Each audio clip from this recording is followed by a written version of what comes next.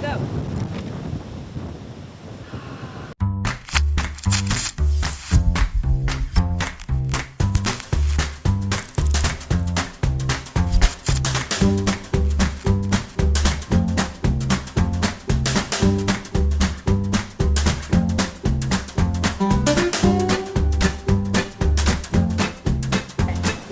Hi guys, we are so excited to finally bring you Featured Nation water drop tutorial. Isn't that exciting?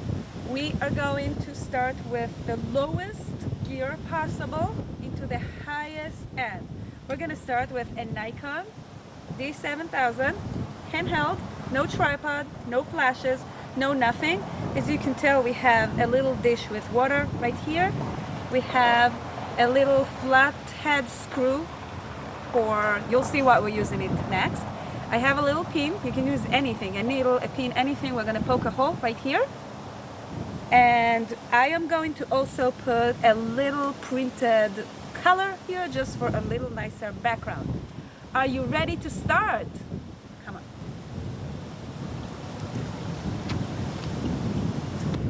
Here's the reason why we have a flathead screw.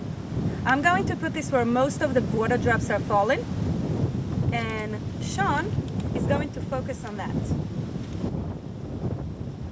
We're gonna take that out of the way and let's go.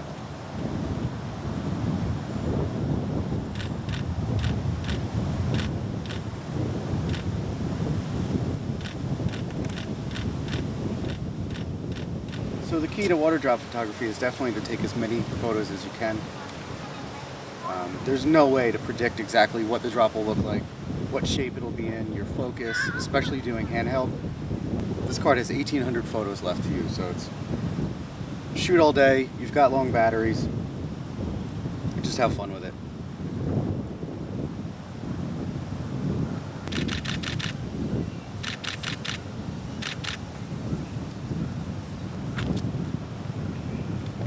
Now because we're outside, we're able to take the background away and let nature be our background.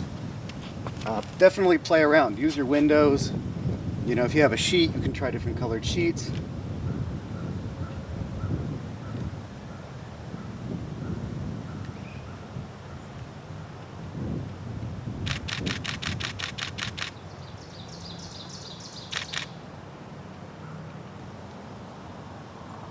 This one would have been a really good shot, but the focus was just a ½ inch back, so this is why it's good to take as many shots as you can and check periodically to see.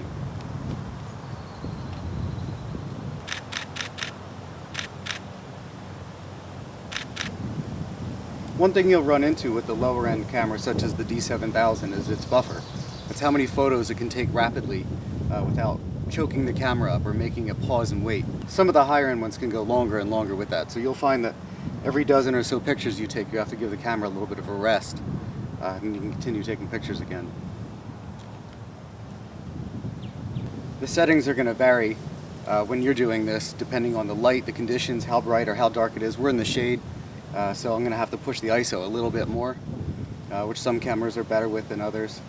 The settings I'm at right now happen to be f6.3 to try and get a little bit of depth of field to take these pictures. I'm at 1/3200th of a second, which is as fast as I could possibly get it right now. And my ISO is at 2000, which is probably pushing a little bit far for this camera. It's definitely capable of taking water drop pictures, so don't be intimidated that you don't have the right equipment. You could probably even try this with a cell phone. You know, maybe I'll try that right now and see how it'll work. So with an iPhone XS, we're going to focus on it the best we can and do a burst. Now this wind is definitely not helping. On a calmer day, your drops will be a little more consistent as to where they are. So now we're going to move on to a little bit higher end of a camera, the D500, which has a much larger buffer. We can take more photos. It takes 10 frames a second, so we can get more rapidly captured pictures, and I can push the ISO a little bit higher so you have better photo quality. So now I have the D500, which can shoot a lot more rapidly. It's still just a very cheap lens on here, so I can show you that anyone can do this with any camera. Just going to focus a little bit, get our manual focus. Same settings as before. And you can hear that I'm getting a lot more opportunities to get a better picture with the D500. This wind is definitely making it a little more challenging. Again, if you were in your living room or anything like that, this would be so much easier.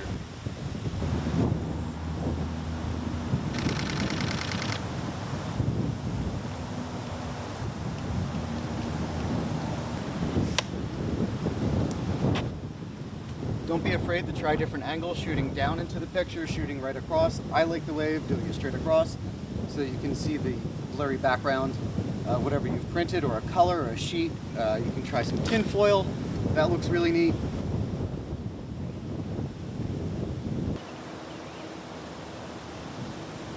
So one thing to look out for that's really neat is some of the drops, when they're rounded, will show you a clear view of the background, almost like the drop is a lens in and of itself. Again, like any type of photography, just playing around, trying different things. There's no exact science to this.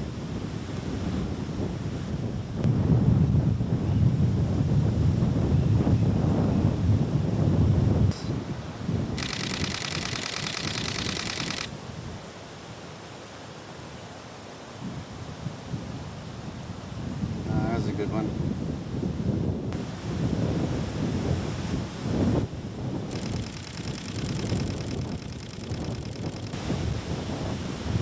I hate the wind. Okay guys, we're going to fight the wind for you to show you how it can be done no matter what. So, I'm gonna be the wind warrior and I'm gonna be holding a huge reflector. But this time the reflector is only being used to block the wind a little bit so we can get those drops falling semi at the same area and not just dancing all around. So Sean is going to go over the settings right now. When we have a lot of lights set up, we don't have to use the very high ISO. Bring up the shutter speed a lot more. We can close the aperture a lot more because we have a lot of light coming in from those big babies. So let's go.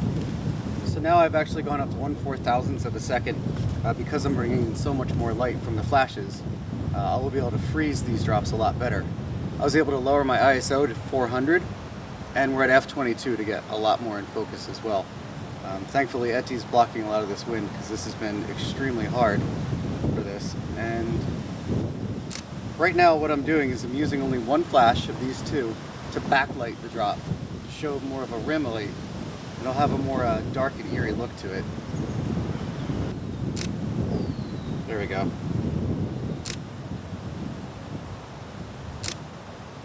There we go.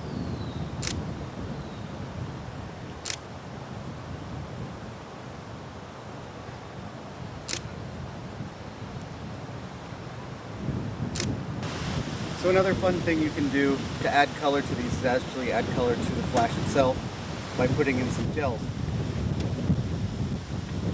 You can try a blue one here. One thing that happens when you add gels to a flash is it brings down the light. So this is going to be a little bit dimmer than they were. So we're going to have to make the flashes brighter or accommodate the camera. So we're going to try just blue for now, see how that looks. So bring up the ISO a couple of clicks.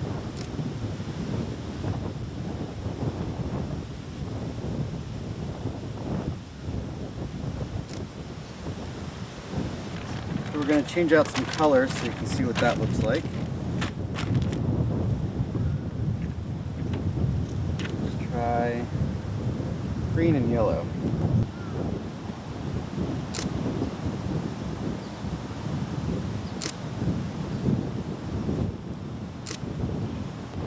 Hi! We got a little bored from just doing the water and fighting the wind.